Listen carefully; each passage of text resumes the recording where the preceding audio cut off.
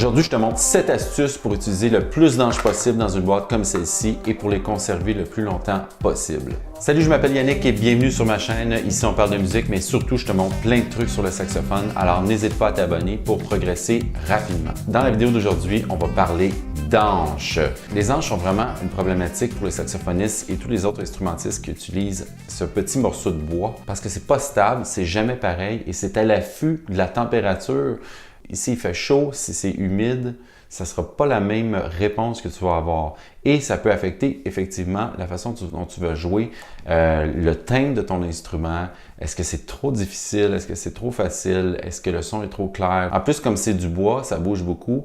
Et des fois, tu vas prendre une anche et ça va être juste impossible à jouer parce qu'elle va vraiment mal. Elle n'est pas récupérable. Ce qui est un petit peu plate avec les anches, c'est qu'on est parfois victime de la qualité de l'anche. Alors, la projection du son va être affectée, la clarté du son, la qualité du son en général, la réponse que tu vas avoir aussi. Alors, des fois, tu vas avoir l'impression de mal jouer, d'être juste moins bon, moins bonne, mais c'est juste à cause que tu as une mauvaise anche. En plus, par rapport avec la sorte que tu vas utiliser, moi j'utilise des 3, mais certaines marques vont avoir des 3 qui vont être plus faciles ou des 3 qui vont être plus difficiles. Alors c'est vraiment pas évident de se situer là-dedans et de trouver vraiment la bonne anche qui est faite pour toi. Pour ma part, je suis vraiment difficile avec mes anches, alors je suis en constante recherche d'une anche synthétique qui va pouvoir me donner la même réponse et le même thème sonore que je recherche sur le saxophone.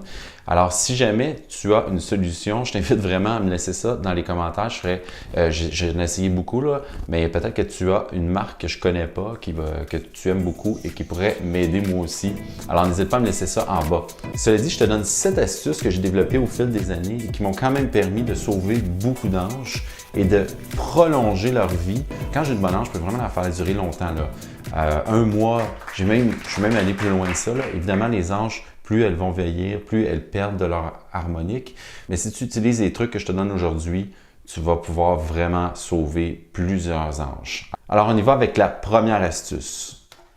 La première astuce, c'est simplement quand tu prends une nouvelle anche, tu vas la sortir de son emballage et tu vas la jouer pendant 2 minutes. 2 minutes top chrono seulement. Peu importe ça va bien, ça va mal, c'est pas ton goût, c'est pas grave. Tu vas la jouer pendant 2 minutes. Ensuite, tu la mets de côté. Tu vas refaire le même exercice le lendemain. Encore un autre 2 minutes. Tu la mets encore de côté et tu refais le même exercice le 3e jour.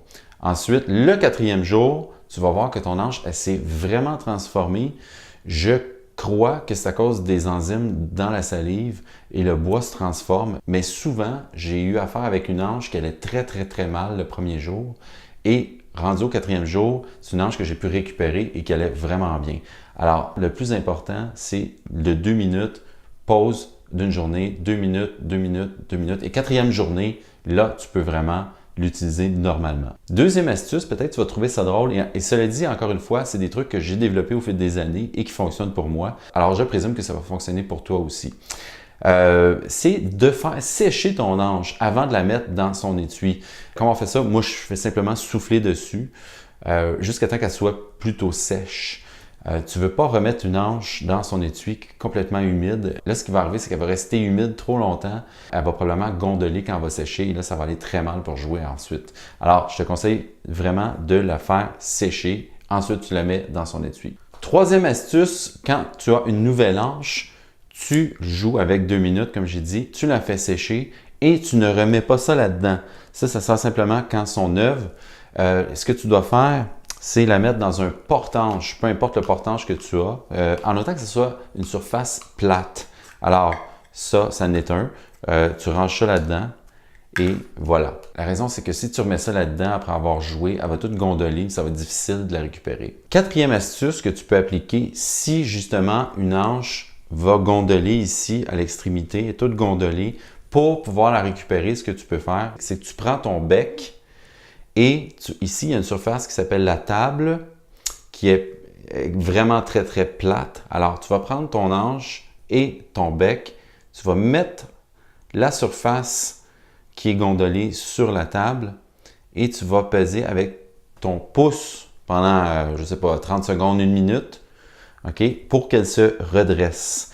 Et après, tu vas jouer ton ange normalement. Ça devrait beaucoup l'aider et tu devrais même être capable d'utiliser normalement. Cinquième astuce qui va probablement te sembler un peu drôle, c'est que tu vas prendre du baume à lèvres, peu importe c'est quoi, et quand tu vas l'avoir fait sécher, avant de la ranger dans son étui, moi, je mets un petit peu de baume à lèvres ici et ici, mais vraiment très peu. Et ça, je te parle dans les débuts d'une anche, là, pas toutes les fois. Ce que ça fait, je crois, c'est que ça va sceller le bois. Ça, c'est vraiment encore une fois un truc personnel.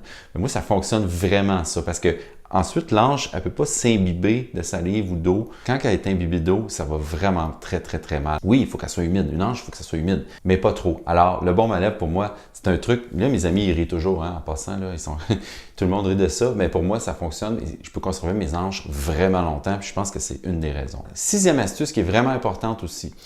Des fois, tu vas prendre une anche, tu la sors de son paquet, tu la joues, et elle va vraiment bien, mais vraiment bien. Là, tu es content, contente. Hein? Tu vas pouvoir jouer, yes, je viens d'attraper une bonne anche. Mais attention, si tu fais ça, dans une demi-heure, même peut-être avant, ton anche va être morte. Tu vas finalement la tuer parce que les fibres du bois ne sont pas encore assez matures. Alors, ce qu'il faut faire, même si tu as une bonne anche, c'est retourner au truc numéro 1, jouer 2 minutes et ensuite la mettre dans son étui, refaire le même processus encore pendant 4 jours.